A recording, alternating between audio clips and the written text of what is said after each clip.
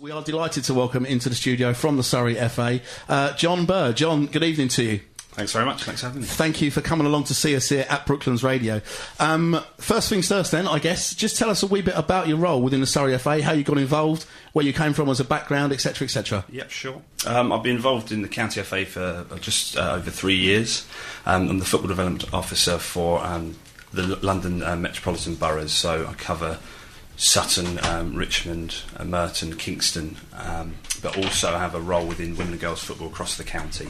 I coach at Fulham for their community scheme for a while, about a year, then I went out to Australia, got involved in football out there, coaching for about a year, then came back and was looking for a job within football or sport, and something came up at Surrey FA, so I was lucky enough to land the job there, and I've been there for 3 years now. Okay.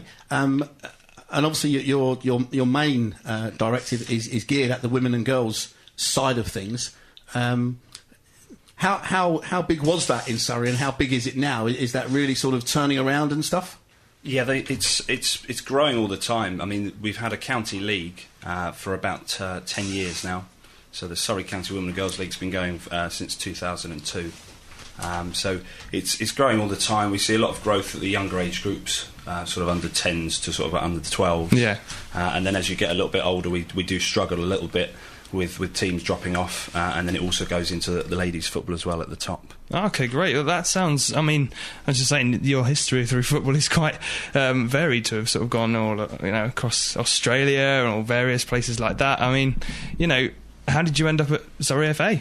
I came back to I used to live in New Malden. Oh, right, okay. And I was local lad then. Yeah, looking for work locally. Yeah. And very, very interested in football. Played, not a good level, to be honest, but just played myself for many years. But that came up at Surrey, and I was quite interested in that. I'd coached ladies football and girls football out in Australia, and it was something that I had a sort of passion for, and wanted to put that into helping develop the game really locally. Excellent. Looking on the website, Jon, when I found your details to sort of get in touch with you about possibly coming in to see us here, there's quite a big team within the Surrey FA. Is it purely just your own directive to look at the women and girls side of things, or? Yeah, there's two of us really that cover it. Myself and colleague Paul Jones, who's our acting senior FDO. He covers girls as well, but also has a disability area as well. All right. Myself covers women and girls, and then we have a couple of other football development officers that cover their own areas. So everyone does have, they look at adults football, youth, girls, men and women as well, but each of us have a sort of speciality, I suppose, that we focus on. And how big is ladies football now becoming in Surrey, or girls football, whichever way you want to look at it? We have, within Surrey County FA and the Surrey County Women and Girls League, over about, I'd say, 110 girls teams. Really? Wow. Okay. Which is massive, really, compared to lots of other parts of the country. It's a very well-run league, as I say, going for about 10 years. And then we've got about 30 ladies' sides, ranging from the local teams.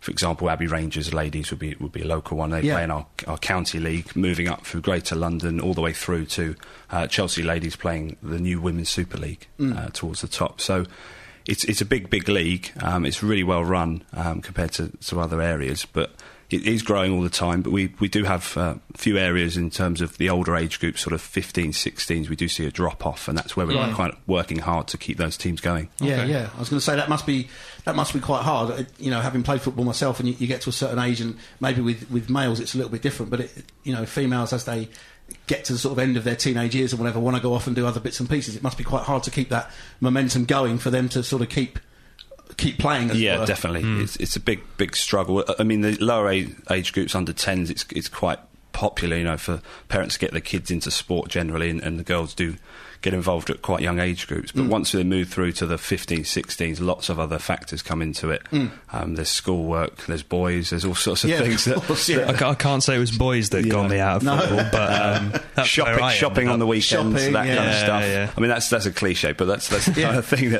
that does happen. And also, studying and things like that come into it. And it's people's time nowadays, I think, that with work and things like that. It's a tricky age group to, keep and retain. I mean, as I say, it wasn't boys that got me out of football, but, You sure?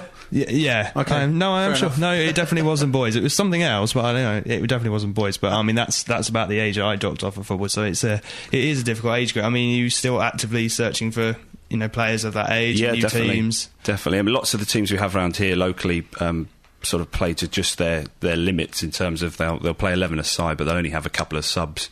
A few teams are a bit lucky; they have a few more, but it's not a huge amount. There's only a certain pool of players in a local area that a team can go for really before they start fighting between each other for players. So.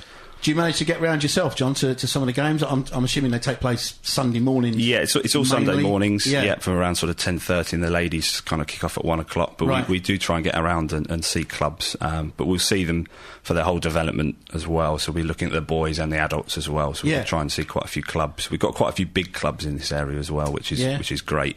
The likes of sort of Abbey Rangers, Molesey, Walton Casuals, that have girls sort of going through from under 10s all the way to ladies. So. Yeah, I was just going to say, do you find a lot of the bigger clubs are sort of tacking on a ladies section now, if you like, if they didn't have one before? Are they?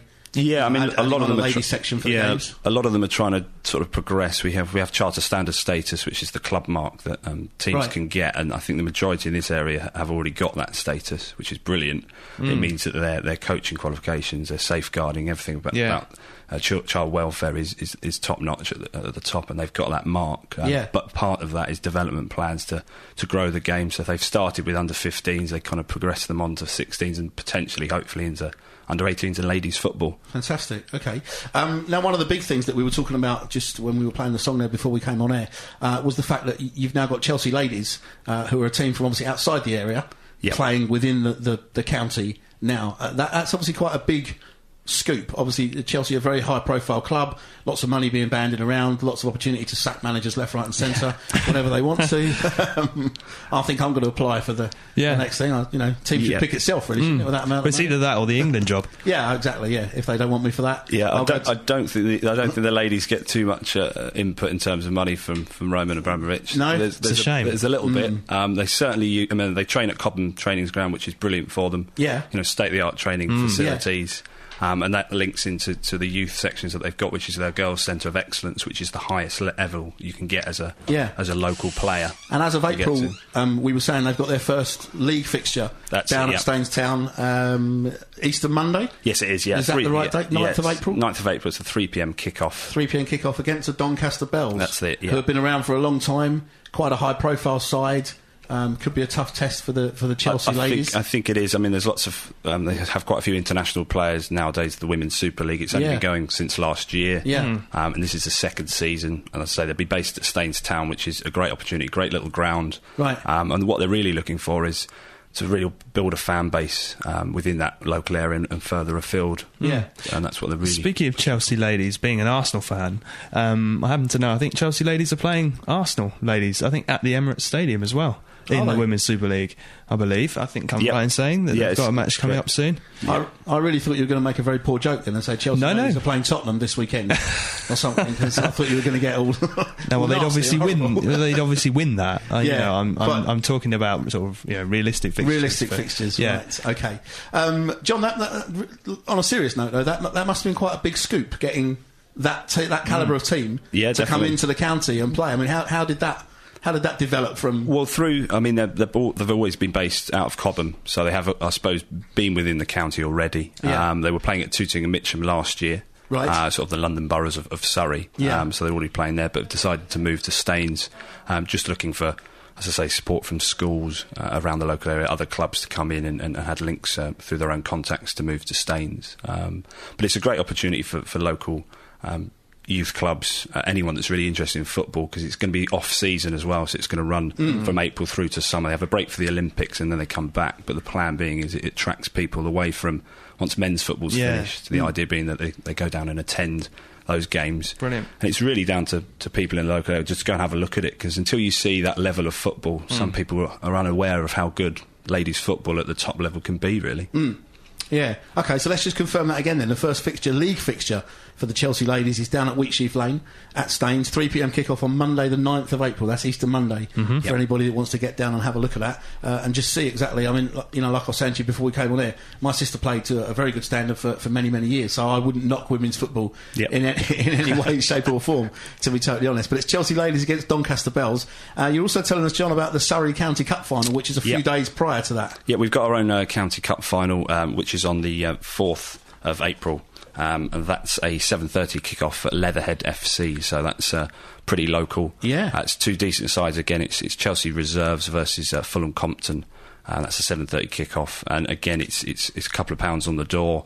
It should just be great to get people down to support the local game, really. Yeah, and that's absolutely. our own County Cup final. Yeah, and that's a Sunday, is it? It's I think it's a Tuesday. Is it a Tuesday evening? Okay, It's an evening. You were close. Sorry, I'm miles away.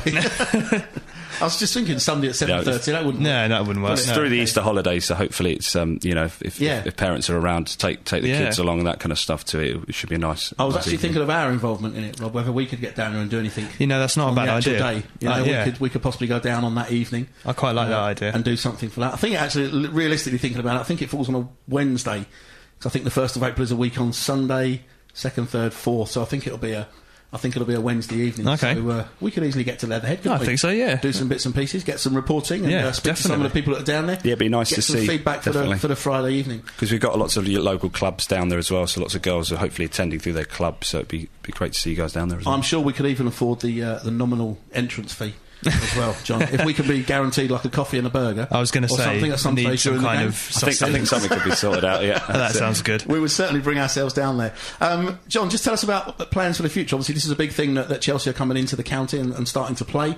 Are there any other projects or plans on the horizon for the FA? Yeah, I mean, in regards to what we're doing locally at Surrey, we've been launching 4v4 festivals, which I was talking to yourselves a little bit earlier about, which is really looking at years 3 and 4.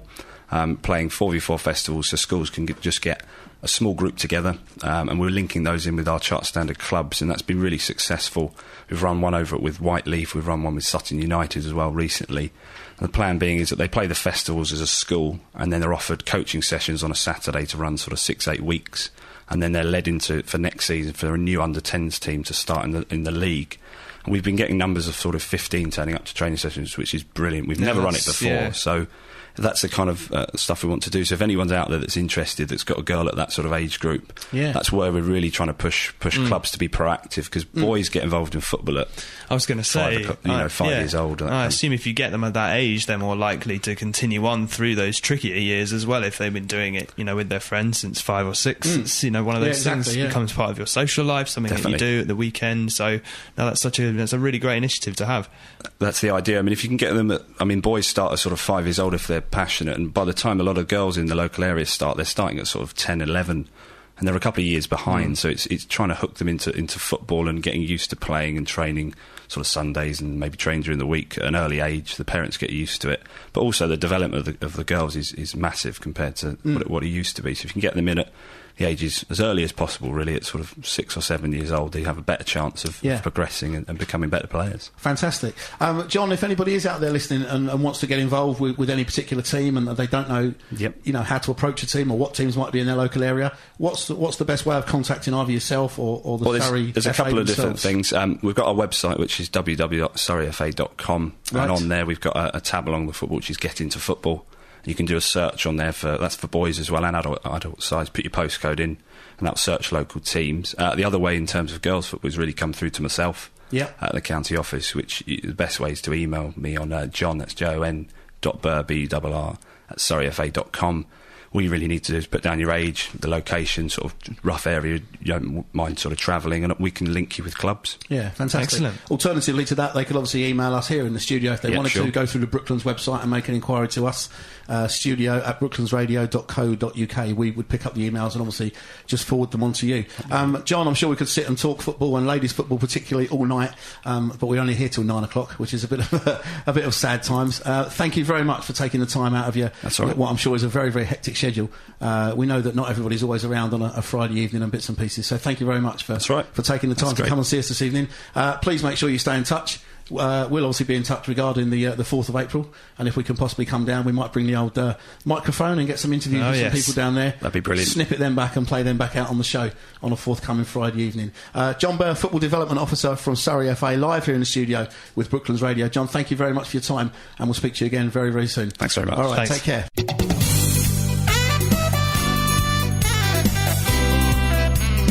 Brooklands Radio.